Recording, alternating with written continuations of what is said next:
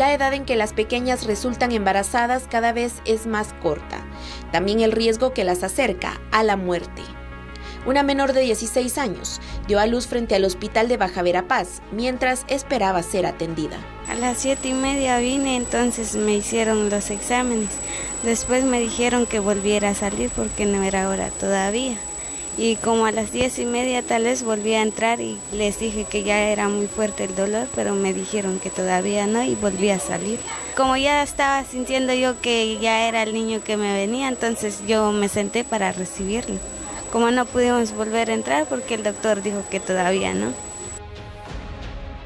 En el 91% de los casos, los violadores son personas cercanas a las niñas y de su propio entorno familiar.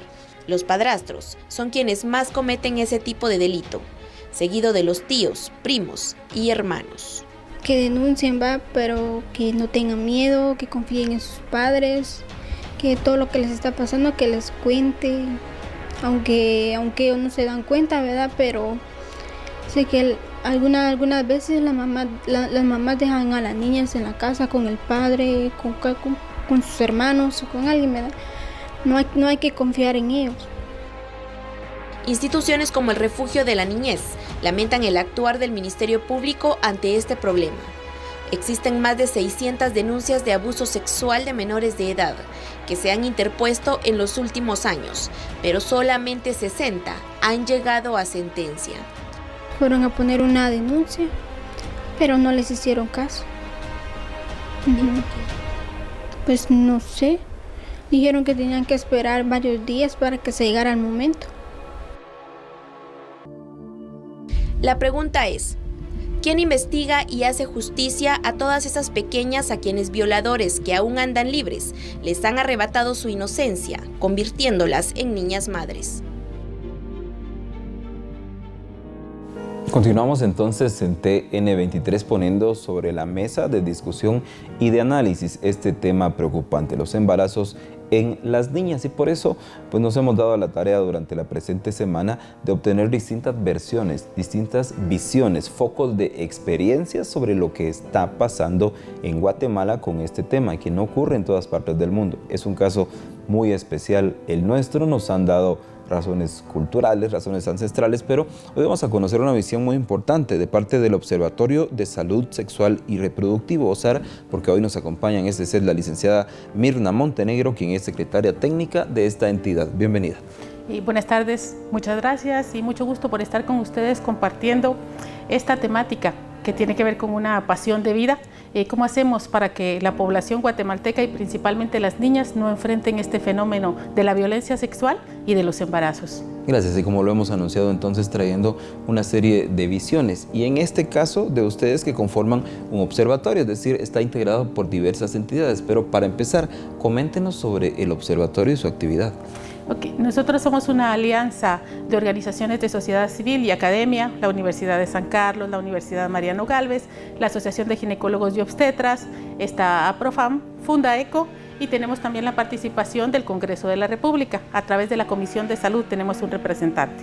Nos formamos en el año 2008 y nuestra función es el monitoreo de la implementación de las políticas públicas que tienen que ver con salud sexual y reproductiva, porque en realidad la salud sexual y reproductiva está muy ligada al desarrollo. Trabajamos con un observatorio central y 20 observatorios departamentales. Entonces nuestro trabajo de vigilancia ciudadana tiene un sistema de monitoreo muy interesante, porque vemos si la política, si las normas y protocolos de los ministerios que se hacen a nivel central realmente se aplican a nivel departamental. Y con esos monitoreos venimos a las mesas de diálogo con el Congreso, con los ministerios, para tratar de que la implementación de las políticas beneficie a la población. Ante una realidad, una normativa, pero entonces hablemos sobre la realidad. ¿Cómo está pintada en Guatemala? ¿Qué está pasando en ese tema? Si vemos el tema de salud sexual y reproductiva, y específicamente el tema que ustedes abordan, de embarazo en niñas, lo primero que tenemos que ver en Guatemala es que los indicadores nos dicen que nos parecemos a los países africanos en el marco de la violencia sexual y de los embarazos en niñas. Nosotras basamos nuestro monitoreo en la información y en los datos. Y por ejemplo, podemos ver que del año 2012 al año 2016 realmente ha habido un incremento de los casos. No es tanto que se estén incrementando la violencia sexual o los embarazos en adolescentes, sino que en el caso de violencia sexual En realidad el problema se ha sacado del ámbito de la casa, porque recordemos que la mayoría de violadores son familiares cercanos a la niña. Se ha desnaturalizado el tema de la violencia sexual y de los embarazos en niñas. Ahora ya no es común. Es decir, las personas ven un embarazo en niña y ya saben que es un delito de violencia sexual. Eso hace que se incrementen los datos y también que se incrementen las denuncias. Lo que aún no se han incrementado son los procesos judiciales y la penalización por ese delito de violencia sexual. Volvamos a las estadísticas, entonces, ¿de dónde las obtienen? ¿Son confiables o creen ustedes que existe un subregistro? En realidad, lo primero que tiene que hacer uno para poder dar una respuesta a un problema es conocer el tamaño del problema. Entonces, nosotras basamos todo el monitoreo en información. Nosotras estamos manejando el dato de registro de nacidos vivos según edad de la madre. La fuente de información es el RENAP. Si hablamos, por ejemplo, del año 2015, vemos que en el año 2015 cerramos con 2.500 bebés registrados, cuyas madres tenían entre 10 y 14 años. Si hablamos de adolescentes entre 15 y 19, estamos diciendo que hubieron casi 70.000 nacimientos registrados.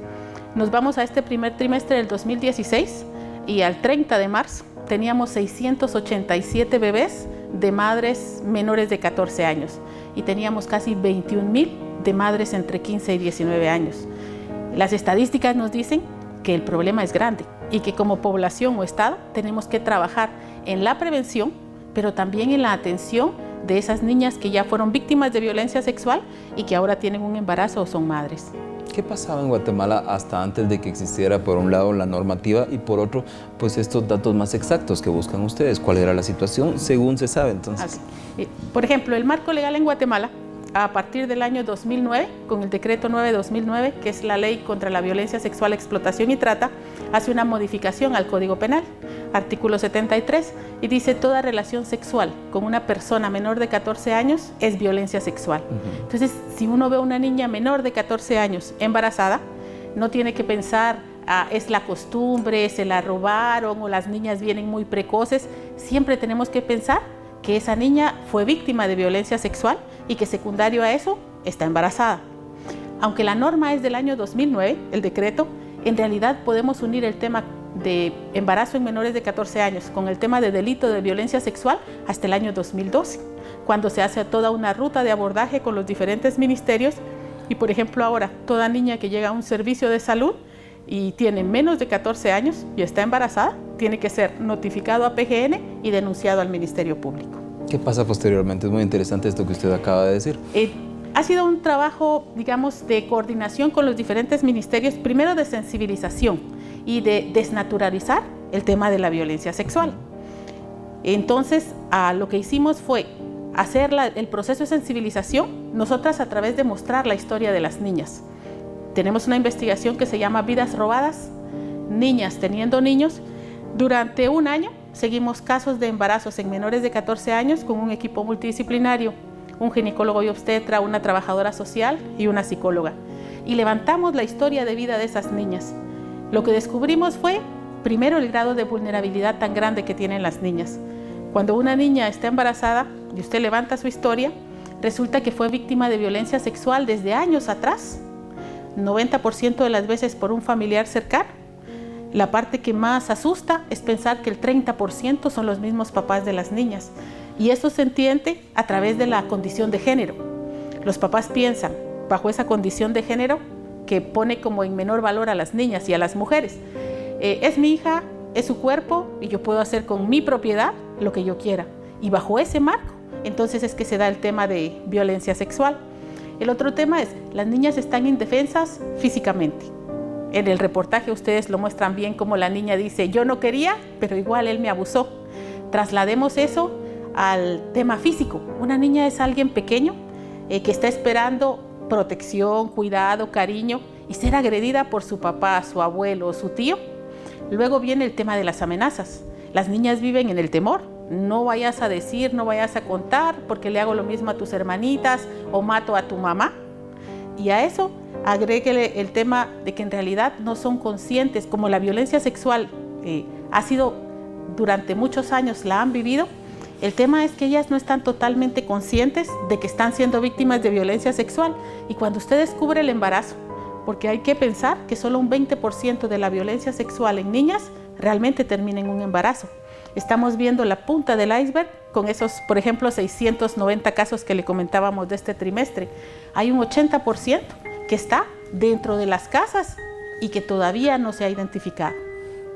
Esta normativa es del conocimiento de ustedes, de los jueces, del sistema hospitalario, pero ¿está llegando hasta las casas? ¿Está llegando al interior del país?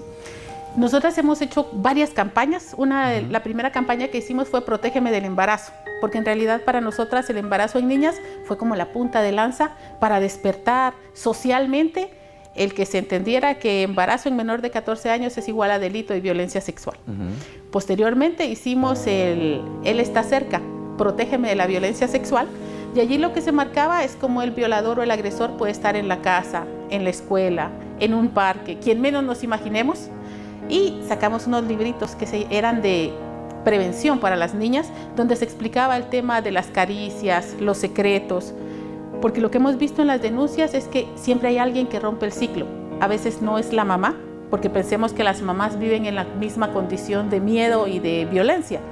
Un caso que seguimos ahorita en Huehuetenango, una niña de 11 años con 13 semanas de embarazo. El papá había emigrado y a los 5 años regresó y la embarazó. La mamá descubre que la niña está enferma, la lleva al servicio de salud y dicen es un embarazo. Cuando se le habla a la mamá lo que dice es que él es alcohólico, es violento, me va a pegar, y la iglesia me ha dicho que la justicia la tengo que dejar en las manos de Dios. Pero usted traslada eso a la vida de la niña y en realidad nadie está pensando en los derechos de esa niña ni en lo que esa niña está viviendo y está sufriendo.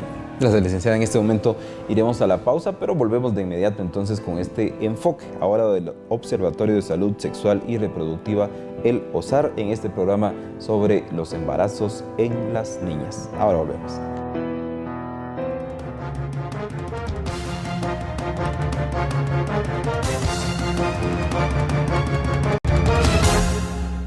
Continuamos en TN23 y en el rostro de la noticia abordando esta semana esta temática impactante en Guatemala, niñas madres, todas aquellas menores de 14 años, lo cual entonces es ilegal, según lo hemos estado viendo, y nos lo cuenta la licenciada Mirna Montenegro, secretaria técnica del Observatorio de Salud Sexual y Reproductiva.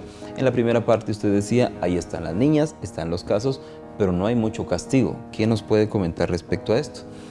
Como la violencia sexual, podríamos decir que es un fenómeno que se da por la condición de género, se da también por algún tipo de costumbres o culturas. Hemos visto niñas a las cuales pasa una familia, simplemente la ve y entran a la casa de la niña a pedirla, y la niña, sin siquiera conocer a la persona que va a ser su pareja, tiene que agarrar sus cosas e irse con él. Pasa también por la vulnerabilidad del poco acceso a la educación y por las amenazas y el miedo en que viven las niñas. Ahora, esto que vive en las familias también tenemos que ponerlo a nivel social, porque a nivel social la maternidad se ha idealizado. O sea, se piensa que no importa que la niña tenga 10 años y esté embarazada, víctima de violencia sexual, se piensa que el embarazo es parte de lo que a ella le toca vivir, y entonces ahora toda su vida tiene que girar en torno a ese embarazo y a ese bebé. Nosotros creemos que se nos olvida la parte de los derechos de la niña, es decir, pensar en la niña como el centro y tratar de restituir toda esa vida robada o todos esos fenómenos de violencia que ella ha vivido. En los casos que nosotras seguimos, por ejemplo, se descubre el embarazo en una niña, se levanta la historia y se ve que no es solo la niña embarazada la víctima de violencia, sino todos sus hermanos y hermanas. Pero lo que sigue después, cuando se activa el sistema de justicia, es que llegan a la casa de la niña y en vez de llevarse al agresor, que normalmente es el padrastro, tío o demás, lo que hacen es que rescatan a la niña y dicen, no le dejamos la niña a la mamá porque la mamá sabía, y como no denunció, sin ponerse a pensar todo el contexto de violencia también en que vive esa mamá o esa mujer, rescatan a la niña y la llevan a un albergue. Si la niña tiene suerte, irá a un albergue especializado, si no, irá al albergue de San José Pinula. Y una vez que una niña entra dentro de un albergue, realmente ya no hay quien se recuerde que la niña debe salir de allí, debe regresar a su comunidad y se debe reintegrar a su vida. El Ministerio Público tiene como 3 meses, después que se denuncia un hecho que hay un embarazo, el Ministerio Público tiene 3 meses para investigar y ver si se consigue la orden de aprehensión y se captura al agresor. Después de que se captura al agresor, pueden pasar años antes de que el juicio se lleve a cabo, siempre por los problemas con el sistema de justicia que no siempre es transparente. Nosotras hemos visto casos en Jutiapa y en Jalapa donde los agresores pasan enfrente de las casas de las niñas, que a veces sus bebés ya tienen 1 o 2 años, burlándose de ellas, porque han puesto una denuncia y realmente no ha prosperado el sistema de justicia. ¿Hay condenas? Sí tenemos condenas, tenemos varias. La última es una de 80 años a un papá que violó a sus 4 hijas, creo que fue en Quetzaltenango, una de ellas está embarazada. Nosotros pensamos que el hecho de que hayan condenas, la no impunidad es parte de la prevención, porque en la medida en que los agresores vean que sí existe cárcel, que sí es un delito y que sí se pueden ir a la cárcel, en esa medida también se va a reducir la violencia sexual. ¿Es difícil para las entidades y el Ministerio Público aportar pruebas? Se aporta ahora la prueba de ADN, que es parte también, hay una ley para la paternidad a través de ADN, pero es difícil para las niñas el proceso. Le cuento, por ejemplo, la historia de una niña que tuvimos en Baja Verapaz. A ella la violó su hermanastro de 20 años y ella tenía 12. Pasa que empieza a ponerse ella enferma, entonces la mamá la empieza a llevar al servicio de salud, descubren que está embarazada. Cuando descubren que está embarazada, el papá de la niña dice: yo veía que ella se le sometía a mi hijo, porque los 2 son hijos, pero no pensé que fueran a llegar a esto. Escuchan eso y mandan a la niña a un albergue a Alta Verapaz. La niña pasa en ese albergue 1 año y 2 meses. Nace su bebé a través de una cesárea. Los embarazos y los partos en las niñas son más complicados, tienen muchos más riesgos. Nace el bebé, ella fácilmente cuenta unas 10 o 12 veces su historia. Ella quería regresar a su casa con la abuela. El Ministerio Público decía: no, de aquí vas a salir hasta que tengas 18 años. Al final de 1 año y 2 meses logramos que la niña sea dada a una abuela y con ella vive ahora. Ya el bebé va a cumplir casi 2 años y todavía no han capturado al hermanastro. ¿Por qué es tan difícil un caso como este, en el sentido de dónde ubicar a la niña? ¿No lo marca específicamente la ley? No, en realidad allí tendríamos que hablar del sistema de protección de la niñez en Guatemala. Nosotras hemos analizado que el sistema de protección es bastante deficiente, o sea, no pone a los niños en el centro realmente de sus derechos. Es más fácil, por ejemplo, para un juez venir y decir: llévense a la niña a un albergue, que decir: busquémosle una familia ampliada. Por ejemplo, en Guatemala está la Secretaría de Bienestar Social, que tiene familias sustitutas, les llaman, pero lo más fácil es decir: llévensela a una institución. Tuvimos el caso de una niña quechí de Chisec, que fue violada por su padrastro. La comunidad, al saber que ella estaba embarazada, se reúne y dentro de su derecho consuetudinario lo que dicen es: bueno, como Sebastián es el agresor, el padrastro, que él pague el parto de la niña, que él mantenga al bebé y que la niña se vaya a trabajar a la capital. Esa es, porque ahí hablamos de cuestiones culturales en las cuales se protege al hombre. O el caso de las niñas de Quiché, 3, que son violadas por el abuelo materno, y lo que hace la comunidad es desterrarlas. Como ellas ponen la denuncia de que él las violó, lo que hace la comunidad es desterrarlas de su comunidad, sacarlas. Todo eso pensamos que se tiene que abordar a través de campañas de comunicación y de sensibilización. Hay que invertir en las niñas y hay que cambiar el imaginario de la condición que ellas ocupan dentro de su familia, la comunidad y el país. ¿Por qué es más difícil cambiar la ley? Pues en realidad la ley es bastante favorable. La ley ya dice que abajo de 14 años es delito de violencia sexual. Tuvimos una modificación también el año pasado, el decreto 8/2015, que eleva la edad del matrimonio a los 18 años. Porque aquí en Guatemala se podían casar con permiso de sus papás y mamás a los 14 años las niñas y a los 16 los muchachos. Cuando entra el decreto 8/2015 se dice: ahora para casarse hay que tener 18 años. Sin embargo, se deja una excepción, y la excepción es que a los 16 o 17 años, autorizado por un juez, puede casarse un adolescente. Hay políticas, hay entidades involucradas, hay un observatorio, pero ¿quién falta? ¿Quién no está ahí que debería involucrarse? A nosotros nos parece que hay que bajar todas las campañas, el conocimiento que se tiene, los datos y los casos, hay que bajarlo a nivel comunitario. Trabajamos con adolescentes indígenas y ellas nos dicen: todo esto que hablan con nosotras tienen que decírselo a los líderes de la comunidad, porque son ellos los que toman decisiones. Entonces hace falta trabajar con la comunidad, con los líderes, e ir cambiando estos marcos. Hay que invertir más en las niñas, porque si uno ve, por ejemplo, el acceso que tienen las niñas a la escuela es muy poco. Y de por sí la educación ya es una barrera que protege contra la violencia sexual y protege también, por ejemplo, contra la desnutrición, contra la pobreza. Gracias, tenemos un minuto para concluir. Por una parte, sus consideraciones finales y por otro, el último análisis también. ¿Se da por igual en los centros urbanos que en los rurales? Se da, en realidad la violencia sexual no tiene estrato social y casi tampoco tiene, digamos, en lo rural o en lo urbano. Uno pensaría que son más casos de niñas indígenas las que se ven. Sin embargo, lo que pasa es que a nivel de pobreza hay más vulnerabilidad, se conoce más. A nivel medio se conoce menos, se puede tapar más el delito. La consideración final para nosotras es que como sociedad, todos los sectores y las organizaciones tenemos que unirnos para pedir políticas públicas en que se invierta más en las niñas y para cambiar la idea de que las niñas son culpables de la violencia sexual. O sea, los papás y mamás tienen que acercarse a sus hijas porque hay que establecer bien esos lazos de comunicación y que las niñas sepan que cualquier cosa normal que pase hay que comunicarlo a la persona que se le tenga confianza. Licenciada Montenegro.